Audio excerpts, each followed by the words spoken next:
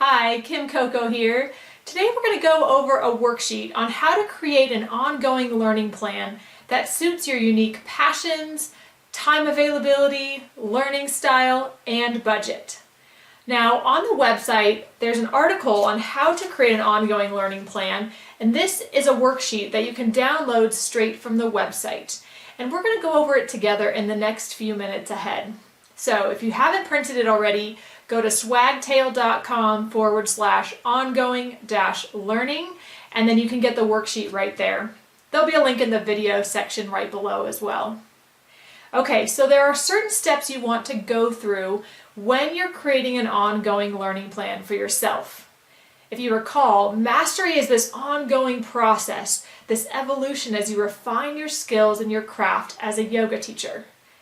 There are numerous ways you can take this ongoing learning and integrate it into your life, and this worksheet will help you do just that.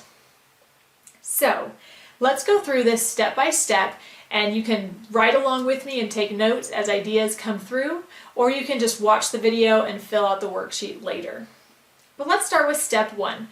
So the first step to creating this ongoing learning plan to keep you on the cutting edge, to keep you motivated, to keep you excited, is to really identify your passions. So you want to ask yourself, what inspires you? What piques your interest? What themes do you notice in your work already with your clients? And in what areas might you want to learn more to serve them better? There's no right or wrong here. This will be different for everybody, and it might be different for different stages of your practice as well. So think about what you like to learn about. Think about in ways you want to grow as a business professional, as a teacher, learning about yoga philosophy. Just jot down any ideas on what stirs your heart, what gets you excited, what gets you ready to learn and grow, and just be the best you can be for your students. So you want to list your ideas right here in step one. Identify your passions.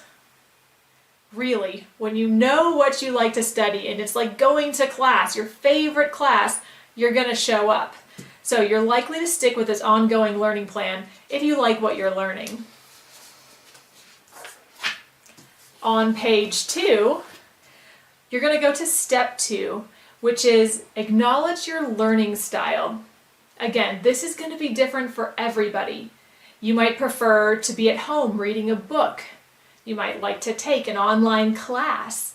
You might want to meet with a group of people in person, or you might want to work one-on-one with a mentor in person. Decide what learning style is best for you. This might change. It also might depend on your availability and what's in your area, but think about the easiest ways you learn right now. And then we want to tailor this learning plan to your strengths. So state your preferences here. I like learning different things in different ways. So many times I like to read about it first and then go learn more in depth at a workshop.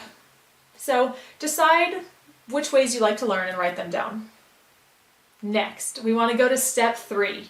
So you have ideas about what you want to learn and how you want to learn it. And now we want to find out, when do you have time in your full busy schedule to do this? The idea here is not to add more stress to your life. We want to carve out little nooks of time that fuel your passion, that want to make you be better, that want to keep you growing. So we want to look for, snippets in time that work for you. So I suggest pulling out your calendar and looking at different themes throughout your weeks. Do you have pockets of time that are available every week? And then you also want to look at the coming months ahead. So if you were going to learn something in the next month, where do you have some time? Maybe it's an afternoon on a Saturday or a chunk of time on a Sunday morning. Think about what works for you. If you were going to learn something this month, maybe in a little more detail, what would that look like? And then go even bigger in scale and think about, what's my life like in the next 3 months? If I was going to pick something to learn in the next 3 months, maybe in a little more depth than on a weekly or monthly basis, when could I fit that in? Maybe it's 2.5 months from now. You get a whole weekend and you can steal a time away, go to a nearby town, take some classes, go to a workshop. The quarterly might be a little bit bigger in time commitment, but see what you have available. And then finally, the fourth item you would want to look at is, if I'm going to learn something in the next year, when could I do that?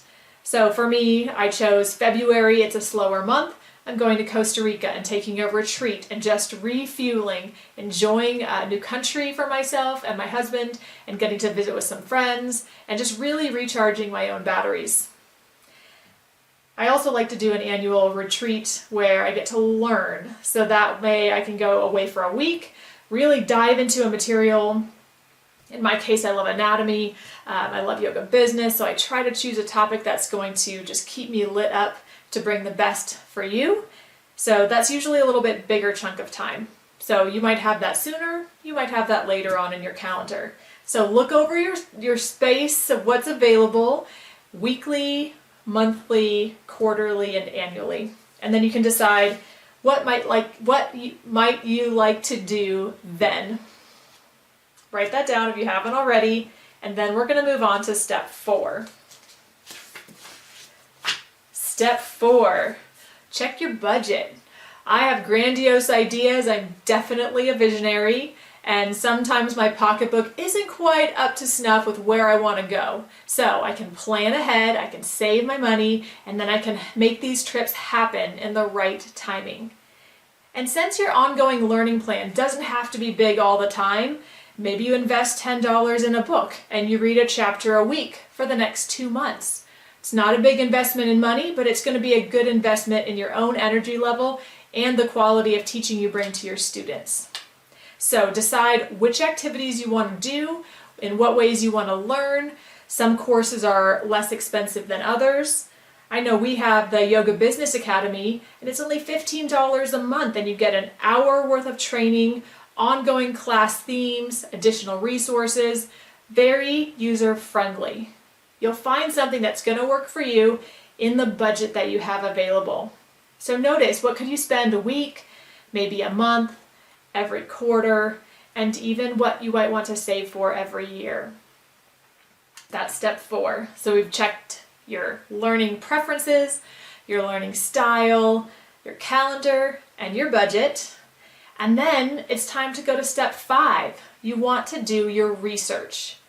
Now that you know the time you have available, the things you want to study, start doing your homework. Figure out what's available.